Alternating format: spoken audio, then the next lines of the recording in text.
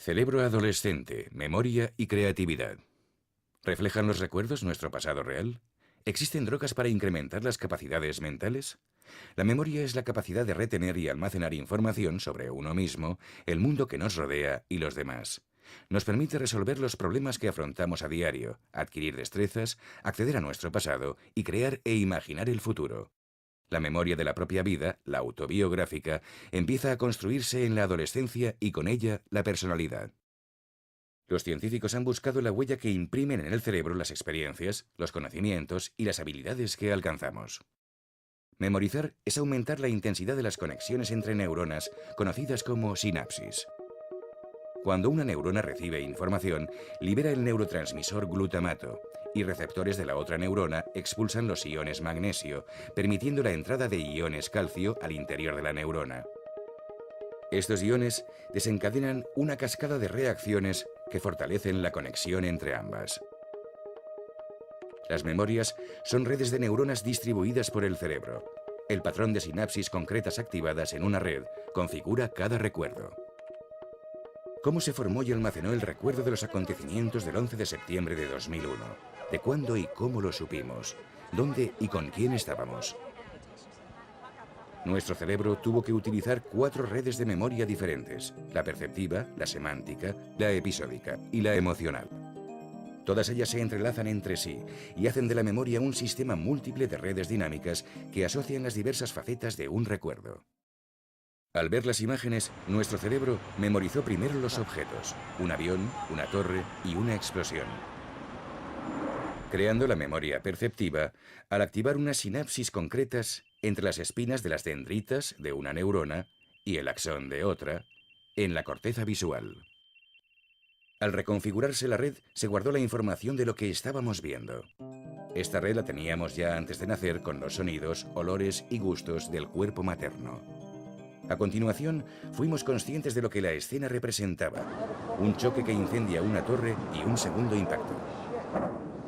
Este conocimiento memorizado creó la memoria semántica en las mismas áreas implicadas en el procesamiento del lenguaje. La emoción que nos produjo generó otro patrón de activación de sinapsis, esta vez en la amígdala cerebral, creándose la memoria emocional.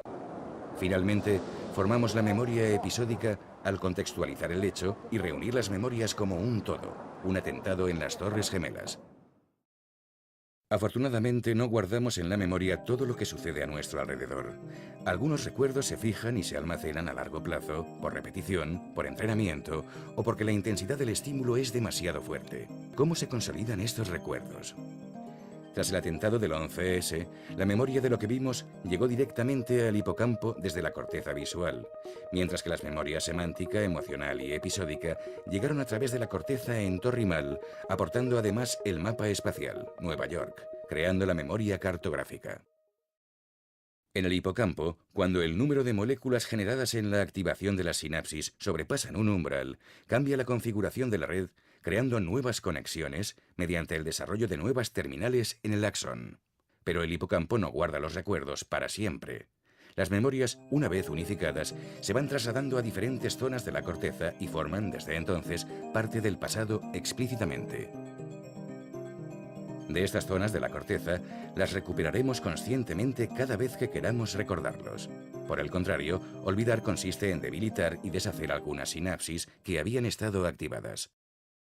Las emociones dan preferencia a unos recuerdos filtrando la memoria, aumentando la cantidad de detalles memorizados y la sensación de realidad.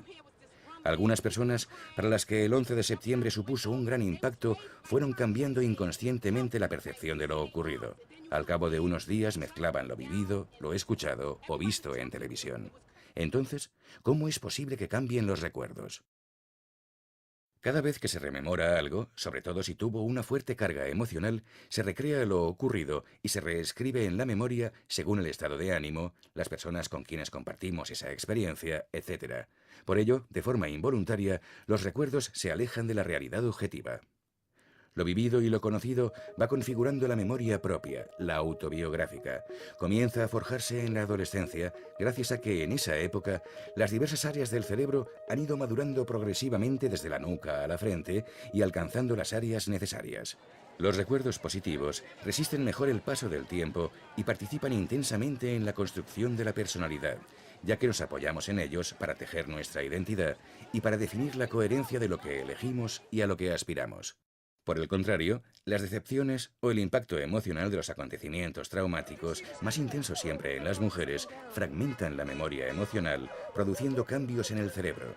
De hecho, los traumas hacen que el volumen del hipocampo disminuya, rompiendo las redes, al podar algunas ramificaciones de las neuronas.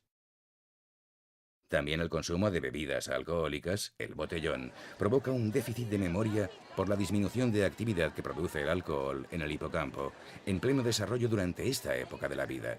En las chicas, el efecto tóxico es aún más acusado que en los chicos, debido a que lo metabolizan peor.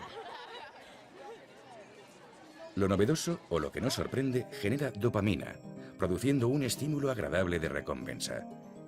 Este proceso es una ayuda para fijar la atención que filtra lo que nos interesa, siendo lo único que ingresa en la memoria y de esta forma constituimos la reserva de conocimientos y experiencias propias. Algunas moléculas, como las anfetaminas, ejercen un dopaje intelectual. Aumentan la dopamina en las redes de memoria y mantienen los recuerdos durante un tiempo breve, pero no modifican los contenidos de lo que poseemos ni la agilidad para acceder a ellos. Para hablar, imaginar, reflexionar, razonar, calcular, decidir o planificar el futuro, necesitamos la memoria de trabajo, que gestiona a tiempo real y mantiene en presente las informaciones almacenadas. El lóbulo frontal, el último en madurar, es el encargado de sincronizar los recuerdos, experiencias y vivencias en presente, dirigiendo la atención a las memorias que los guardan. Para ello, la información fluye a través de una fibra que une ambas áreas cerebrales, a una velocidad que es fruto de la maduración personal de cada uno. La memoria nos orienta en el presente. Es un ingrediente fundamental del pensamiento, de la creatividad y de la proyección en el futuro. En manos de cada uno está que la memoria sea un depósito de datos más o menos útiles, o un mundo interior lleno de gusto por vivir, del placer por saber, y en el que uno no es un extraño para sí mismo.